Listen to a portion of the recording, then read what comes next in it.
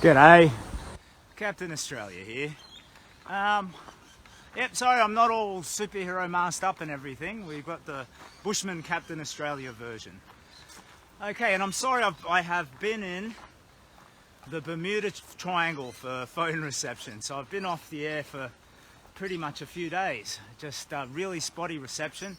I did get to do a little bit of a stream in the middle and upload some photos, so everybody knows that I'm alive and kicking. And yeah, now I've actually going to a place called Tea Garden, where there's a motel there that's written in offering to house me tonight. So I'm actually just today's just a part day, going to do another afternoon of laundry. I've got a few little chafy bits down below, the wriggly bits are chafed, so you know, getting clean socks and underpants is a priority again. I've had quite an adventure, to be honest, but it's put me into endurance debt. I think I've used more than I had. So let me just recap. The last stream I did one along the beach, but honestly I was bloody exhausted, so I don't even know what I said to be. Anyway, rewind. Clarity, Simon, clarity. So I'm at a place called Hawk's Nest, and I'm walking over. There's something called the Serenity Bridge or Tranquility Bridge to a place called Tea Garden, where from there I should be able to do a more relaxed stream where we can have more of a chat. Because I like these chats with you, and I'm sorry when I'm just imparting information and not doing a good job with comments. Okay, we'll rewind to that stream on the lakeside a couple of days back.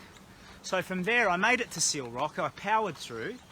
Got there before lunchtime, bought a little postcard for Archer, but then I couldn't get online, I couldn't send it.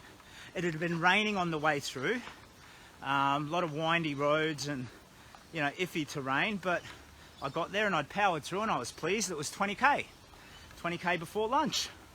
I had a bit of lunch at this little post office-y convenience store there, but there was no reception at all.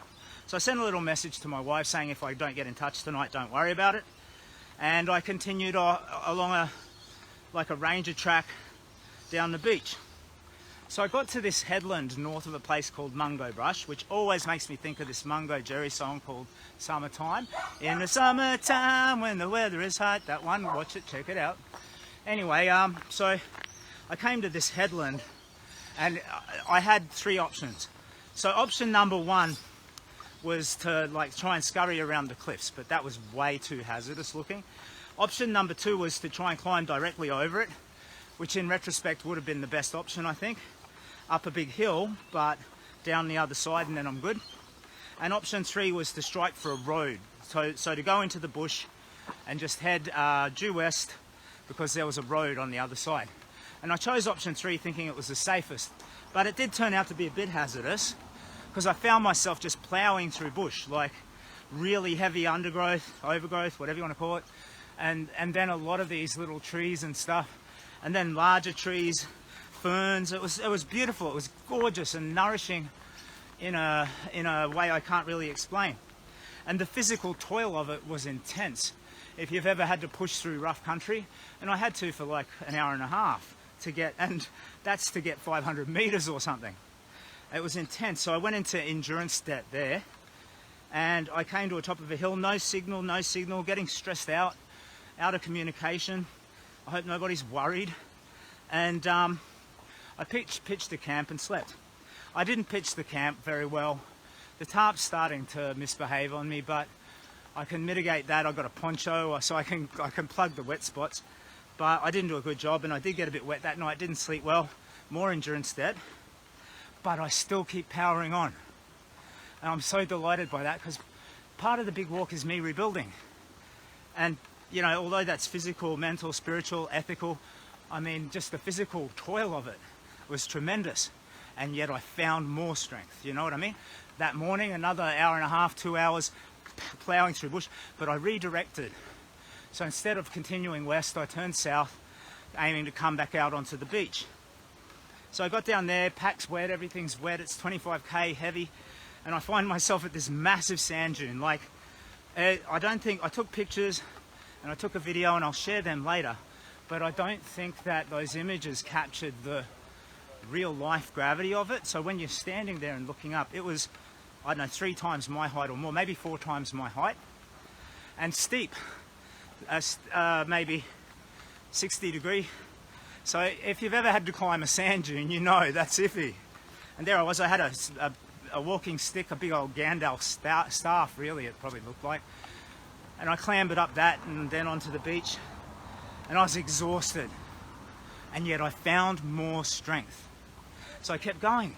So I'm on the beach, big wet pack, and I'm plodding down looking for mungo brush, which is a place where I can transition to the road. Mungo Jerry, summertime when the weather is high. And I think that was about 10k along the beach. So tired, no shady spots, nowhere to rest, heavy pack, plod. Oh, battery gonna run out. Well, but I kept going. And I'm so delighted that I keep finding more, you know what I mean? And that's the benefit of pushing to the point of endurance and then beyond. It's to see where the bottom of the barrel is. And yeah, so pushing. Oh, this is pretty. Let me just show you where I am.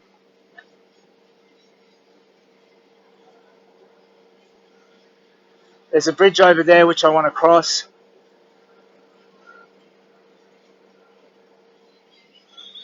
So it's quite pretty. So I'll take a quick comment look before I continue. T-Kaz, morning. Hey T-Kaz, how are you lovely person? Margaret, good morning. Joanne, look for the ferry. Yeah, I will, but I'm not going to continue over straight away because I've got this offer of hospitality, but we'll get there. Doing a bit of a recap, because once I get to this place where I can settle and get some Wi-Fi going, I owe you a bunch of photos and some videos that I need to upload from the point when I was in the Bermuda Triangle. I could barely get out simple text updates. And a few times I tried that, I'd have 3G, and I'd be like, whoa, 3G! And I'd try and send a text update. And then on Facebook, it would go to like 96% and then shit itself. Sorry, I did not mean to swear then. It would give up and then fail, which was terrible. So another comment here. Kira, you're at my favourite place. I grew up at Jimmy's Beach. Good on you, legend. Enjoy your day in paradise. It is gorgeous here. Phone service notwithstanding, all of this portion of my trip has been very spiritually nourishing. It's gorgeous country. So, anyway, I make it to Mungo Beach in the summertime when the weather is high, and I transition to the road, and I thought by then I was going to conk out, but I found more. Switch back to the boots, start marching down the road. I ran out of water, and I can't describe to you how it feels to know that you've got no water left. So Tea Tree was a 20k march from Mungo Beach. Tea Garden and Hawk's Nest, I think 20k from where I was. And I had run out of water, and as you're marching through the hot afternoon sun, even though I can probably go a couple of days before really suffering the severe side effects of lack of water, and I had drank some, so I was hydrated, and I resolved to push through and get there by night because I knew when I got to Hawk's Nest I'd be able to refill. So I was pushing through, but I can't begin to describe to you how that feels. That it's psychological. As soon as you've got no water, it's like, me very, very thirsty. And every car that goes past, you're like thinking, give me some water. You're trying to use your mental powers on the passing cars, just give me some water. But no, it was fine. I came to a campground, and I thought I might be able to fill up there, but the water was non-drinkable. But some lovely campers had an abundant supply. They gave me a couple of litres, so I didn't have to make it here to Hawk's Nest last night. And instead, I pitched a roadside camp, drank my water, slept, and pushed in this morning. So here I am. I've got food, I've got drink, everything's great. But every stage of that last walk, I reached the point of my endurance. I ran out and I said, all right, this is messed up. I need to have a little kindy nap. And I didn't, and I pushed. And I was able to do that, not just once, not twice, not thrice, but continually. And for me, in my effort to rebuild myself, looking only at this one dimension of the big walk, which is the physical sphere, where I'm trying to rebuild physically, I think I've shown myself something that I can take back into the rest of my life, you know. So I'm starting to rediscover that strength, you know. And there's a certain dignity that comes with that, you know. Like I am capable. Dignity. This is what dignity looks like, though. When I was marching along yesterday afternoon, if somebody came up and offered me a cup of dog wee, if it were icy cold, so that's dignity. But yeah, so I this morning woke up, broke camp, headed here for Hawk's Nest, and it's beautiful. And overnight, some of the wonderful supporters, and you are all wonderful. And Lynette, if you're watching, look, I'm sorry if I got a little cross with you about calling the police, but please, nobody escalate. If I'm off the air, it could happen. If I drop my phone in the toilet, it could happen. Don't be calling the police. Don't be sending a search party. I'm an old man. I'm past my use by. Please rely on my ability to stay alive. And my wife has, you know, we've agreed on certain guidelines for escalation and stuff if I did genuinely go missing. So she'll be the trigger point for that. So, you know, the mum of Captain Australia's Big Walk, Lynette, she went out and just calling police and local stores and all of that. And I get the love behind that. And I'm delighted and humbled by that. And I'm grateful for that. But please, nobody panic. It hurts me, the idea that there's anybody out there who's feeling anxious on my behalf. That makes me feel sad. Please don't. So just set your own anxiety levels to mine. You know what I mean? Let me be the litmus test. I'll be the benchmark. So I'm not anxious and just chill. It's all right. So if I don't post for a bit, my wife will come online and let you know that I'm okay. It means I've dropped my phone in the loo or something. Please don't worry about it. And Lynette, I'm sorry if I was a little bit cross, but nobody, please don't call the police, okay? Hiya, Captain, says Kaz. Hiya, Kaz, says Captain. I've lost sound. Oh, no. Why does this happen? Let me see, try and fix it.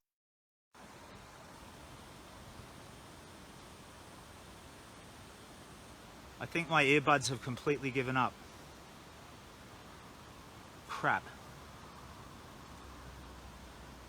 These things are all good my end. Oh, so you can hear me? Can you hear me? Okay. Well, I'll leave it there anyway. You're all up to date. I'm at Hawk's Nest. I'm heading to a place called Tea Gardens where I've actually been offered hospitality. So somebody wrote and said, would you serve up a room to this dude? And I could really use it. So I've gone into endurance debt. I'm a bit tired, so having a bit of a laundry afternoon will be great. So yeah, I'm headed over this bridge up here. Thank you for letting me know you can hear, that's great. So I'm headed for this bridge up here and over to Tea Garden where I will be able to do some laundry and yeah, just win back a little bit of this endurance that I've had to spend. But yeah, still a long way to go. Newcastle is still the next big milestone. And I think from here I cross a ferry over to a place called Nelson Bay and then I'm down the beach to Newcastle. That might be a good 2 days or 1 or 3, I have no idea. That was sweet of someone. Yeah, it's the Tea Gardens Motel or something. I'll share the details of it later. I will love Nelson Bay. It's gorgeous, is it? Cool. So, over this bridge, you see, you can't tell that this is a bit of a steep bridge, can you? That just looks more or less flat or a bit of a curve, but that's a bloody steep bridge. It's like a 35-degree incline. There's a singing bridge, that's it. When it's windy, it makes a beautiful singing sound. Okay. Sorry, I knew it had a pretty name. I thought Serenity or Tranquility or something like that. Okay, so I'm pushing over. I'll give you one last little glance at the scenery and then I'll love you and leave you, okay? But I will stream from this room later and have more of a friendly chat type, okay? So this is what I'm seeing. This is the view from the singing bridge. That's the bridge itself, and that's the other side. Oh my yes, that can be a steep bridge.